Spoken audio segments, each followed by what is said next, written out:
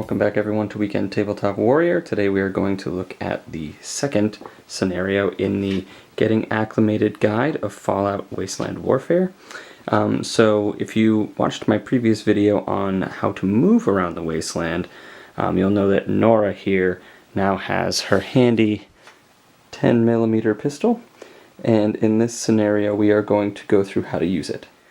Alright, so I've opened up here to the tutorial 2 of the Getting Acclimated Guide, the shooting range, and you'll see I have my board set up more or less how they suggested in the scenario here, except instead of the investigation markers, I used some homemade Nuka-Cola crates and Gwinnett crates. So we're going to use those as target practice today to kind of show you guys how to shoot in this game.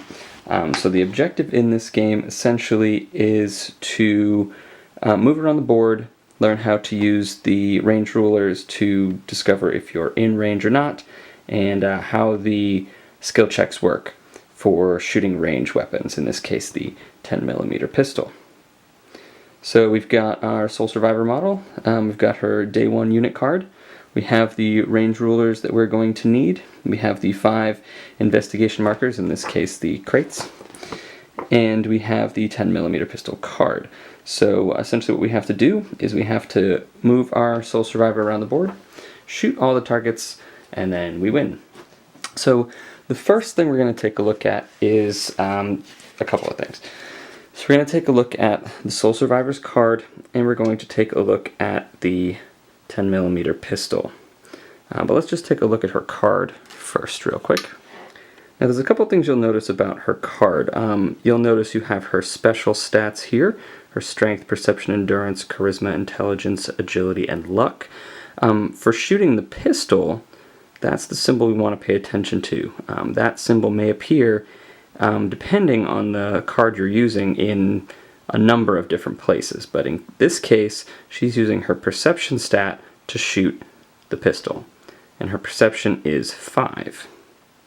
So we know that we have to get at least a 5 to succeed the skill check in order to hit the target. In this case, each one of these crates only has 1 hit point, so any amount of damage we deal to them will destroy them. So we just want to practice doing the skill check here. So again, perception is 5. That's really what we're going to pay attention to in this video. So I'm going to put this down here for a second. The next thing after you discover that you hit is you want to take a look at the information on the card of the actual weapon that we're using. In this case, again, that 10mm pistol.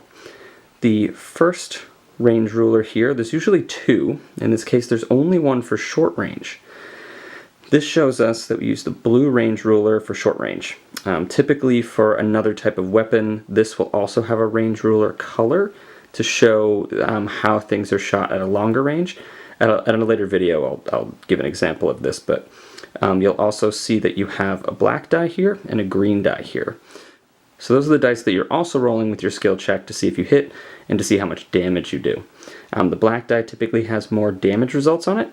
The green die typically helps you with your skill check, so it's easier to hit. You'll also see there's a number 2 down here with a little shield icon. That means physical damage. You'll also see a shield with a lightning bolt in it, that means energy damage, and you'll also see a little biohazard symbol, which means radiation damage. The 10mm pistol here deals 2 physical damage, just the base damage. If we look over here real quick, we will see if our model is heroic, and that's very important, we can use the critical points. We have 2 critical points, and then we can go ahead and use the critical ability. I'll give you an example of how that works in this video as if the model were heroic, but at first we'll just start with her non-heroic. So with the critical points, if you use the 2 critical points that you get for the weapon instead of just the regular 2 damage and rolling these 2 dice, you'll be rolling these 2 dice plus another black die and a yellow die. You're still dealing 2 base damage, but with 2 black dice on the board, you're likely to be dealing more. And the criticals always hit. That's another thing that's very important. The criticals always hit regardless, so you don't really have to roll that white die. Again, I'll show you how that works after we run this tutorial. Alright, so So the first thing we're going to do is see if we're in range of our closest target. So the closest target to our Soul Survivor is this box here. So we're going to check with our range ruler to see if we're close enough. Again, we're going to be looking at that first range ruler bar, which is blue, there. And that's what we're going to use to see if we're in range. So I'm just going to go ahead and borrow this guy right here. And we are just going to go from the front of the base to our target, and we see that that is well within range there. So I can go ahead and take a shot at it. Now, every time you roll a skill check, you're going to roll the white die. But in this case, our card also showed us for the 10mm pistol that we're rolling the black dice and the green dice along with it. Again, we need a 5 or less in order to hit the target because our perception rating is 5. So I'm going to go ahead and roll these dice here on the table. And ironically enough, I rolled exactly a 5. So that already is a hit because I rolled a 5 and my target was a 5. Also on the green die, I rolled a -1. Now that would turn my 5 into a 4, which is also still a hit because it's 5 or less. The last thing I see on my black die is a extra damage icon. And what that means is instead of the regular damage that the 10mm pistol would deal, this deals an extra 1 damage, so it brings it up to 3. But again, these crates only need 1 point of damage to actually break. So this one is gone. So that's 1 crate down. Now I'm going to see if my next closest target is within range of me. I'm going to go ahead and borrow this range ruler again. And I see that I'm out of range of any other crate. So what she needs to do is move. So we're going to take a look again at her card. If you remember in my last video where we took a look at how to move around the wasteland, we saw that she had 2 colors on her card as far as movement goes. This first icon here shows that her regular movement is yellow. Her second icon here shows that her charge movement for melee weapons is red. Now we're not charging here, we're just shooting, so we're going to use this first movement just to walk her the yellow range ruler. So you'll see yellow is not very far, but when you're playing this game sometimes you'll be moving around a little bit more than just one at a time. So I'm going to actually try to move her over there. Again, movement is from base to base. Whoops, I pushed her a little bit. And I'm going to move her just right out in here. So hopefully that puts me in range of those 2 targets there. So I just moved her there. And now it is worth noting that we are not 100% going within the turn order rules because we only have 1 model on the board, no AI, that sort of thing. We're just kind of walking through the mechanics on how to do these things. So now that I've moved her, we'll see that we are now within range of this crate and this crate. So we can choose one of the targets to shoot. I'm going to pick this one. Again, we need a 5 or lower. So I'm going to roll my same dice that I had before, roll them up. And okay, so we are going to see that I need a 5 or lower again. I got a 10, which is too high. I did, with the help of my green dice, still fail. It gave me the lowest deduction it possibly could, which is a 3, so now I'm down to 7, but that's still higher than 5. So I actually failed to hit my target that time. But because this is a tutorial, and there's no one else playing but us, I'm going to roll those dice up again. And I got the exact same result. Some of these dice, I'm not going to say they're swingy. It's a very custom D20. There's a lot of different symbols on here. Let's see if I can focus on this for a second here real quick. You'll see this is a critical hit. There's a lot of chances to actually just straight up succeed.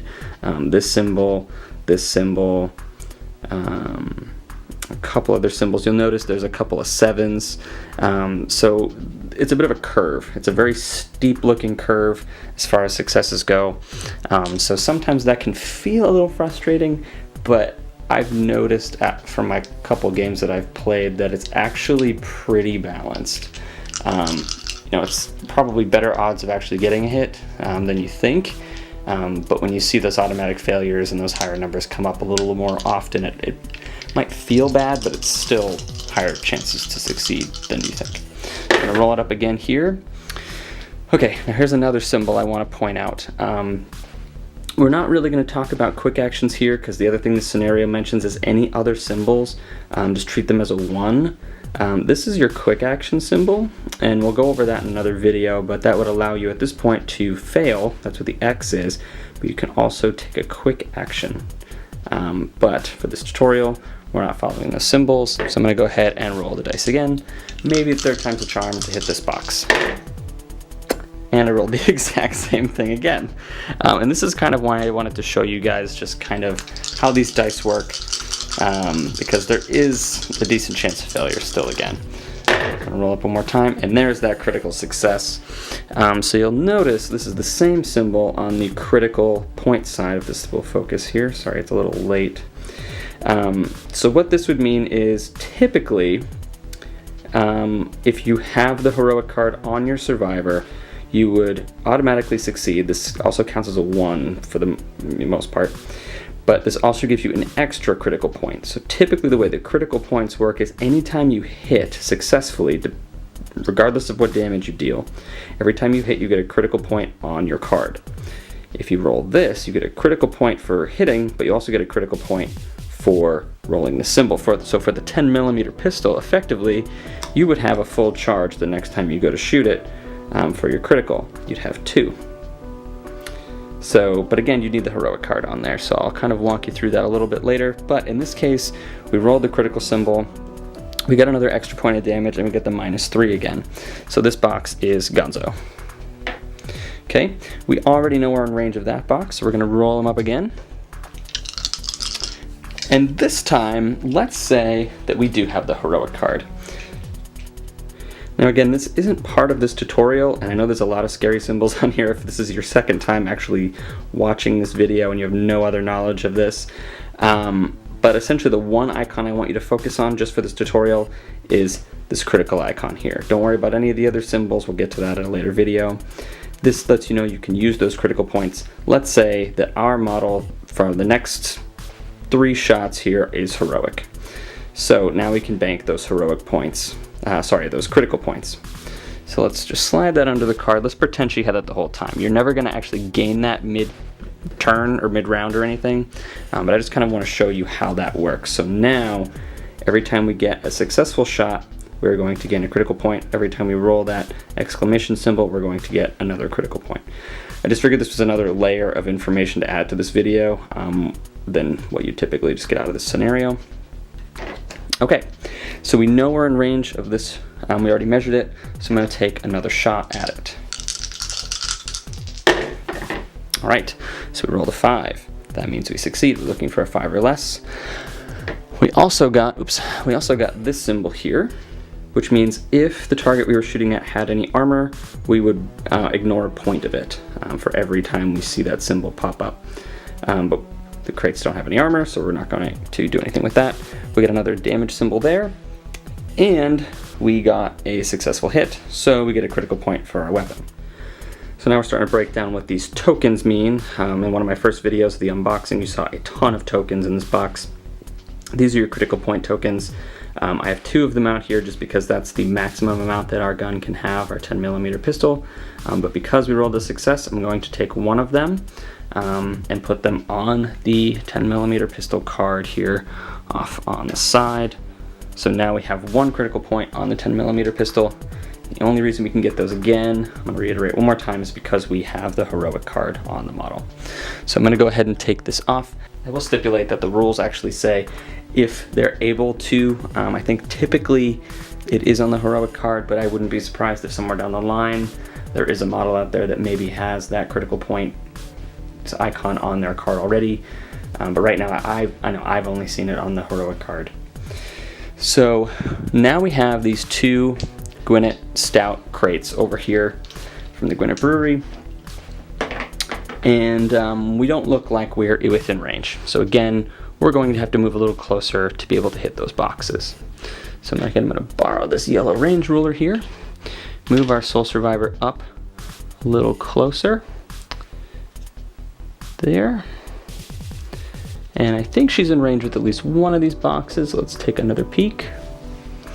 So she's definitely in range of this, and she's just out of range of that box, but we won't worry about that just yet. So we know we're in range of this box, so we're gonna take a shot at that box.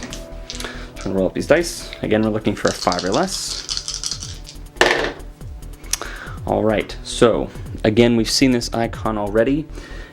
This scenario tells us to treat any of these other icons as a 1. So this again is your quick action icon. We'll go over that in another video, but what the quick action icon allows you to do is take a quick action, obviously, but we're just going to treat this as a 1, so it is less than 5, 5 or less I should say. We're good. We got another armor break and another point of damage, but all we really needed was 1 point of damage to break this, and it's broken. We also, because it was a successful hit, get 1 more critical icon or 1 more critical token on our card, which means our next shot we can actually spend these tokens to take a critical shot, and I'll show you guys how to use that as well. But first, that box is going to get it, hopefully. We are going to move a little bit closer to get within range of that box, and we know that box is going to get it because we don't actually have to roll the white die. Essentially, criticals always hit, so they're always a success. Alright, so we've got our 10mm pistol here. We've got our 2 critical points. We see that our critical points max out on this at 2. We can't gain any more. We also don't have to spend it right when we have this capped out, but we can choose to. I'm going to choose to. It's our last target on the board. Another thing to note here is once I use this, I can't gain any critical points for this attack, and we don't roll the white die, like I said before. So I'm going to take these, spend them to use our critical attack. So what that allows us to do again is we're still going to use the blue range ruler, but we're going to roll a black die, a green die, plus an additional black and yellow die. So let's check that out. Alright, so here's our new dice pool for this attack, except again, we don't have to roll this white die. It actually tells us not to, I think, in the rule book there. So we're only rolling the 2 black dice, the yellow die, and the green die. Okay, so we're gonna roll these up. It's an automatic hit, which in this case is pretty much gonna deal enough damage to destroy this box. So let's see what we get just for kicks here. All right, so we get an additional damage there. These 2 gave me a -2, -1, which is a -3, but we already have an automatic success. So that is this box gone. So that is the end of our tutorial 2 shooting range. That kind of walked us through how to move around the wasteland a little bit more, how to aim at things, target them, and shoot. And a little bonus in there was how to use that critical meter with those critical points. So again, that was from the Getting Acclimated guide and the 2-player starter set for Fallout Wasteland Warfare. Next time we get together, we're going to look at tutorial 3, Weird Harvest, which does a little bit more with investigation cards and melee weapons. So we're going to take a look at that in our next video, but until then, happy gaming, everybody.